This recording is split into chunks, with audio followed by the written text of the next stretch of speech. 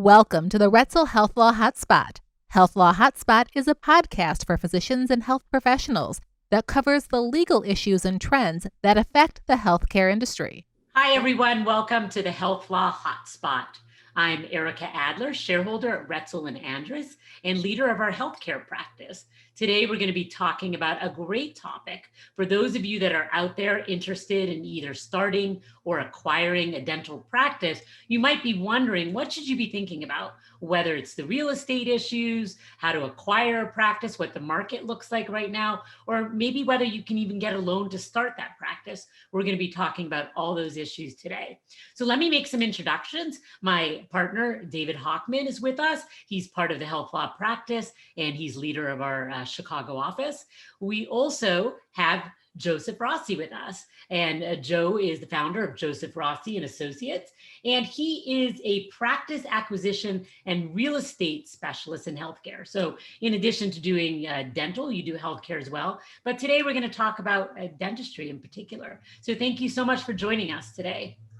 My pleasure. Happy to be here.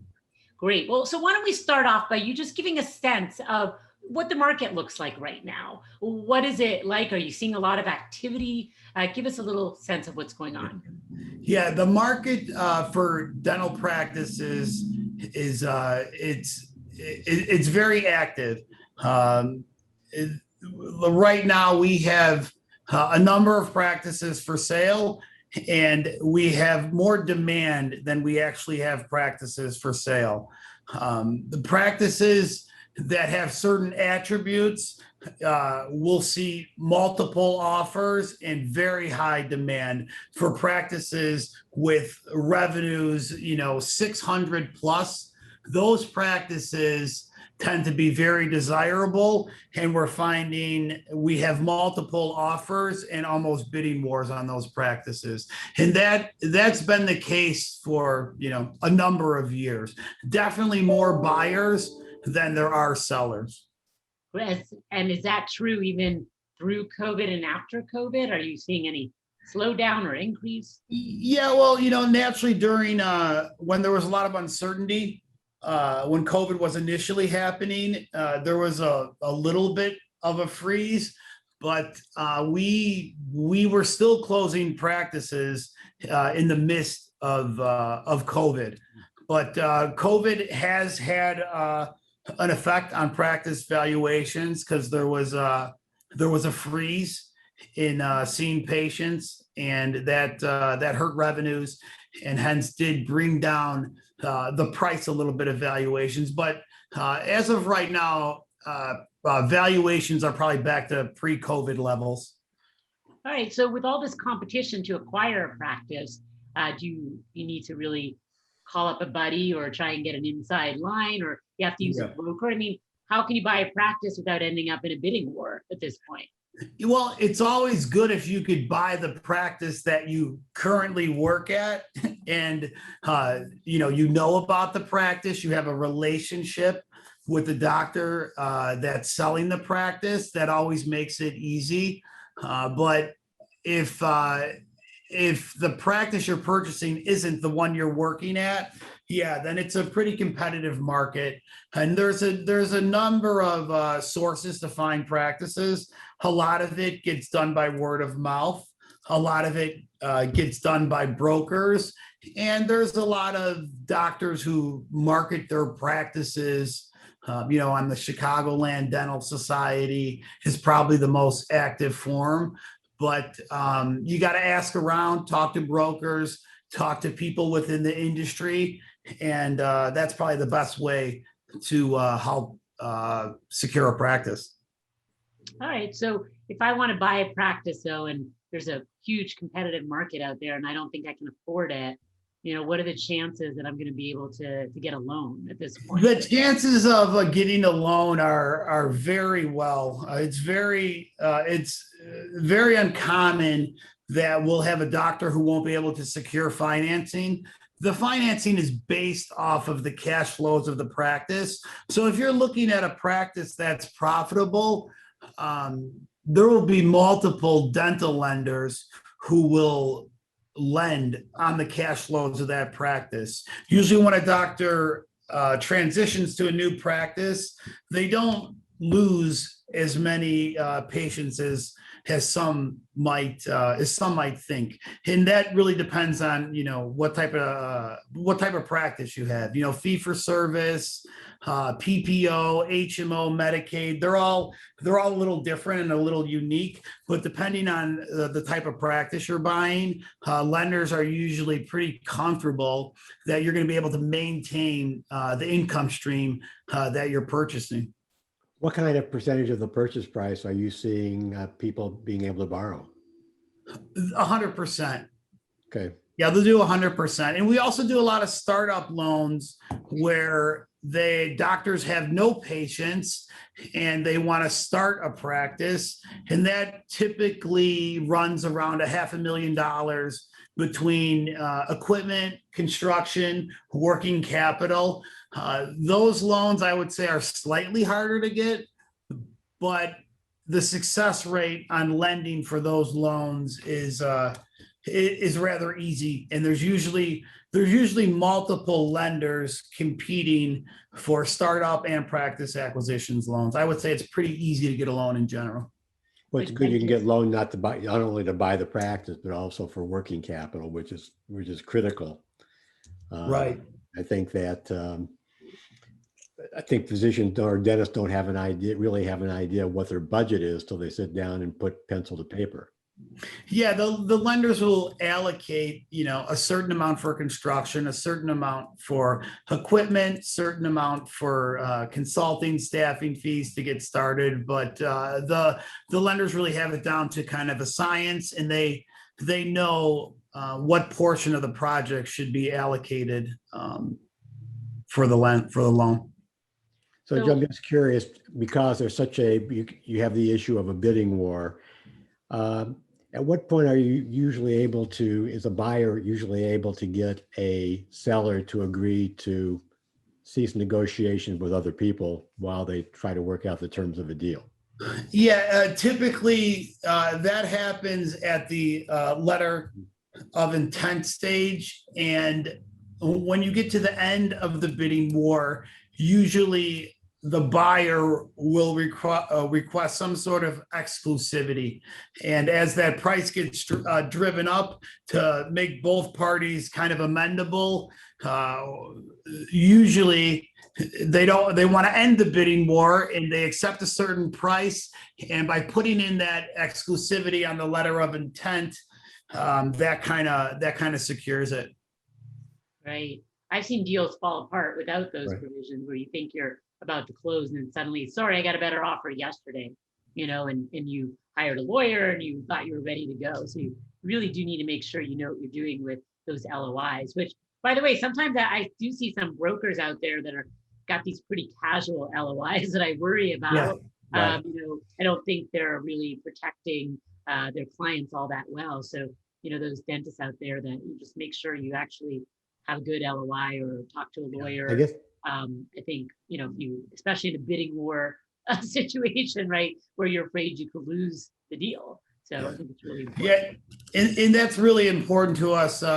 We kind of pride ourselves in having a very detailed letter of intent which makes the lawyer, the attorney's jobs a little easier once we get into the APA. The more you could define in the letter of intent, the easier and more certain the transaction is. If you leave key points out of the letter of intent, it just makes for a sloppy or APA and harder transaction to complete because you weren't addressing topics that should be addressed up front. Right. And so you save money on the front end and cost you money on the back end, right? And that's true of all transactions, not just dental practices. So you talked about borrowing money to start a brand new practice, right? So let's talk about that. If somebody has this dream of wanting to start their own practice, what are the steps they need to take to do that? Yeah, typically we have like a visionary stage with a doctor who's looking to do a startup, and we define the demographic they want to go in, the type of insurance they want, the customers, the patients that they want to practice on, a certain geographic that they want to practice on. And then once we have that kind of vision that they're looking for, typically the first vendor that is involved is a lender to just get a pre-approval and an understanding of what the project is going to cost. And after they've kind of gotten the initial nod from the lender, we'll start the process by looking at sites, evaluating them, and doing like the construction due diligence, competition analysis, and it's just kind of starting the process from there. So I would guess when it comes to the real estate piece, though, is it good to find yourself like, in the same area as maybe if you're a general dentist, you want to be like near an orthodontist, or if you're a general dentist, maybe near a pediatric dentist to kind of get those natural referrals, or do you really just not worry? And that's really kind of changed recently over the years. And it's very different for a general dentist compared to a specialist. And the big factor that we advise our clients on is if you're a referral based practice, you don't need to go in a high energy retail location because there's not going to be much benefit. So they could go in office settings where landlords give bigger incentives and the rental rates and price of building is lower. But the general dentist today is looking for everything that a traditional retailer looks for in a location. Like the food chain of locations is the best location you could be in is in a grocery anchored mall with high visibility and high exposure is what general dentists are looking for, or a standalone building with excellent signage and parking. Those are the two best type of properties. We've done over 250 general dentist offices, and we've only had one of them go in an office setting. And when I say office setting, I mean no signage like a medical office building, but that patient already had a patient base where she worked, so she just kind of moved it over. But the idea of a general dentist going in an office setting is dead. You need to be in high energy, high visibility, close to a Starbucks. That's what everybody wants. That's funny. I don't know. I've never actually chosen a dentist based on, seeing them on the street, I guess. So usually people go by recommendations, right? So, or especially like, if my kids are at the pediatric dentist, excuse me, I'll go wherever they send me, right? So those relationships are important. Is it good maybe to be in a mall with kind of a... Yeah, I think people like to go to the dentist where it's convenient, where they do their grocery shopping, where they grab their coffee, where they pick up their dry cleaning. And, you don't naturally look at a dental office and say, hey, I want to go in there. But it's that constant brand by knowing where that dentist is and seeing it in a good, visible, vibrant location with nice signage that resonates in patients' mind. They know where to go. Like the practices that we see grow the fastest are definitely in the highest exposure retail settings. You could grow your practice much faster by being just having those visible eyeballs on the storefront makes a huge difference. Well, what about practices that bring in multi-specialty? So the dentist with the orthodontist in the office, or the pediatric and regular in one office. Do you see any of that? Is that popular or not? Yeah, normally a general dentist isn't paired with a specialist in the same office because that the specialist is afraid that they're not going to get referrals because they are associated with a general dentist. But there are a lot of specialties that work really well together. Like in the recent years, the big one we've seen is like a natural fit is pedo and ortho being in the same practice works pretty well, but we don't really see any other specialty mixed in with general, unless it's a big general practice and they have multiple specialty within the office, but they usually they bring in a specialist a couple of days a week and they mix it in and they don't really advertise it as general and specialty combined. Oh, that makes a lot of sense. All right, that sounds good. So I guess one of the questions I have, and I know David and I talked about this previously, is the competition these days for practices. So you're hearing a lot of these bigger entities that are coming in, whether in-state or out-of-state. Some of them are corporate type practices. Some are what we call DSOs or dental service organizations. How are they playing a role in kind of buying up these practices that you're telling us there's a hot market for? How are they affecting the market? Well, they're definitely very active, and they have a certain criteria that kind of must be met in order for them to acquire you. And they're usually looking at practices that are $1 million plus. And the other huge factor is they want the doctor to stay on for a significant amount of time period. A lot of practices we have, the doctors are really looking to sell and retire right away. So DSOs aren't really interested in those type of practices per se. So Joe, are you seeing in those deals where a large private equity buyer, that there is a meaningful holdback of part of the purchase price as an inducement to keep the selling dentist in place?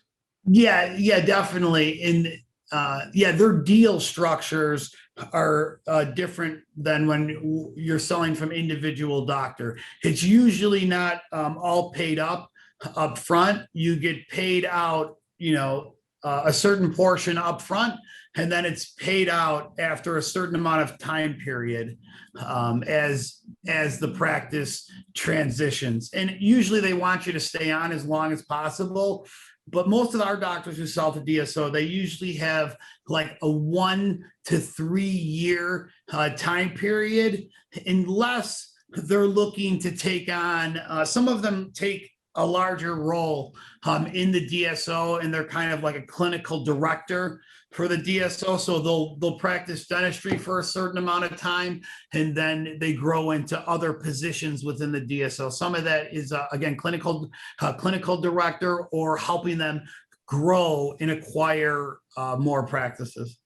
And do you find these large buyers, it seems like their transaction structure is much less flexible than if you were selling to a doctor who doesn't have 25 practices? Yeah, flexibility in terms of time. They do pay a higher premium than an individual doctor in general. We'll see some practices that are being sold to DSOs could sell over 100% of practice collections. Usually when you're talking about practice sales, and you're talking in terms of percentage of collections, which is kind of the least scientific of all the methods to evaluate a practice, but it's by far and away really the only terminology that you kind of hear. But we have a number of different valuation metrics, but everybody will kind of talk in terms of collections. So people selling out are usually getting the big payday, but I guess they're also probably giving up a little bit that they might get from a private practice, maybe a say over kind of the day-to-day operations, whether they can hire and fire staff. I mean, there are trade-offs. Yeah, I think contrary to popular belief of doctors. When a DSO is acquiring your practice, it's already successful, and a lot of them have a misconception that they're going to be told what to do, or they're going to lose some sort of clinical autonomy, and that's really not the case. A smart DSO they're buying a well-oiled machine, and the last thing they want to really do is rock the boat and start changing things, at least initially. If there are changes, that usually comes in a little bit longer down the road after you get acquired. After they trust you. Right. Well, one of the things that I find interesting, and I know in our practice, we see a lot of, I want to call them like a homegrown DSO. So you might have a dentist who maybe has 2, 3, 4, 5 different practices, and it really enjoys buying the practices. And I've seen some variation. They may own practices and put other dentists in there to actually work, or they may go between them, lots of variation. But the most common feature is that they tend to want to now kind of create a type of a DSO where they're putting a lot of the management type services more centralized. They might centralize the billing, maybe some of the marketing, the real estate, the leases, the equipment, the payroll activity, stuff like that in a management entity. And we see this in medicine as well. And I don't know if you want to call that a DSO. It's not the same as a private equity DSO, but basically that entity then contracts with the different practices and pulls the money up to the DSO level. And this is really being used, in some ways to organize, because when you have a lot of different practices, you kind of want to centralize things, but it's also being used to allow non-dentist owners, whether family members, friends, or just business people, to participate in, I don't want to call it ownership, but almost as if they are owners in these dental practices, because they really control and then eventually share in the financial success of those practices. So are you seeing your clients doing this? Are you seeing these DSOs that are kind of more homegrown buying up practices? What do you see in that area? Yeah, more and more we see non-dentists as owners of dental practices. It's what we're really seeing is a non-dental owner who has a good business background paired with a good clinical operator makes for a pretty successful team. And a lot of the doctors, they like the idea of just focusing on dentistry and then outsourcing a lot of the other aspects of the business of dentistry to the DSO in some form of a partnership. We see a lot of that, and we're seeing it more and more often. And we also see a lot of doctors who have 2 practices, and then they grow to 3, 4, 5, and then those are the doctors who like the business aspect of dentistry, and they slowly stop working clinically and focus more on the business aspect. And we see a lot of doctors kind of grow into that position, and a lot of doctors have that as a goal. And currently they do clinical work, but their goal is to kind of remove themselves from that, focus on the business aspect of dentistry. Yeah. And Joe, you make a good point. I think that Eric and I have seen clients that when the practice gets to a certain size, the healthcare professional knows how to practice dentistry, but he doesn't understand some of the more sophisticated business and operational standpoints, and that's where he needs somebody who's got expertise in that area to get to the next level. Yeah, right. And I think that the private equity people figured out the other way. They have the managerial expertise. They also have they've got to find the dentist to do the work. Yeah, because you're just limited. If you're a high producing dentist, it's hard to do it all. You can't run the business most efficiently and do all the dentistry. Right. And of course, if you bring in somebody good, they want to see the benefit of their hard work, whether it's helping you increase profits or helping you grow. And it's hard to do that with somebody who's not an owner in the dental practice. So by creating these types of arrangements, you do let them share in the profits of that management entity. So it works out well. But I think this has been a great topic. I hope everybody listening out there has kind of gotten a little insight. And I follow you on social media, Joe, and I see lots of these beautiful offices that your clients are opening. And it's just unbelievable what the dental office looks like, compared to how they used to look when I grew up. And they just are beautiful settings. Yeah. And that's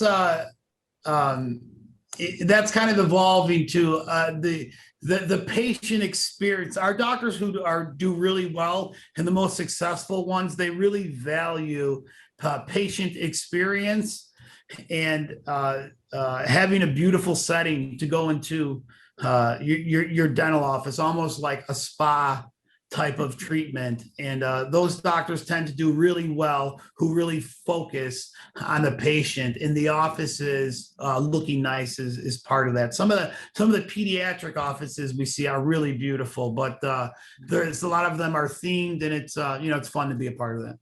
That's great. Are you seeing, since they are kind of spa-like in your own words, I keep hearing stories about dentists introducing things like Botox and massage and stuff like that into their offices. Are you kind of seeing that as a trend, or is it kind of a one-off?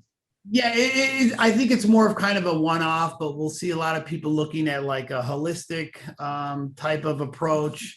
But most of the dentists that we work with are just kind of sticking to dentistry. But some of the cosmetic offices have a little bit more of that type of focus.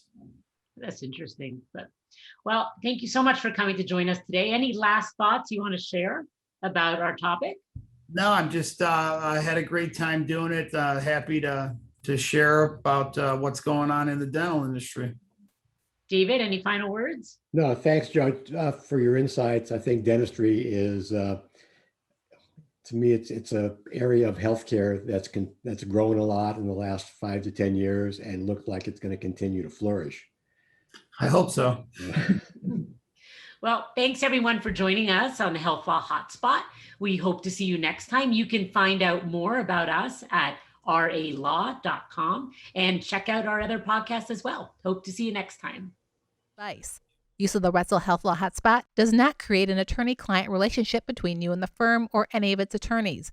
The Roetzel HealthLaw HotSpot should not be used as a substitute for competent legal advice, and you should contact an attorney in your state about any legal needs or questions you may have.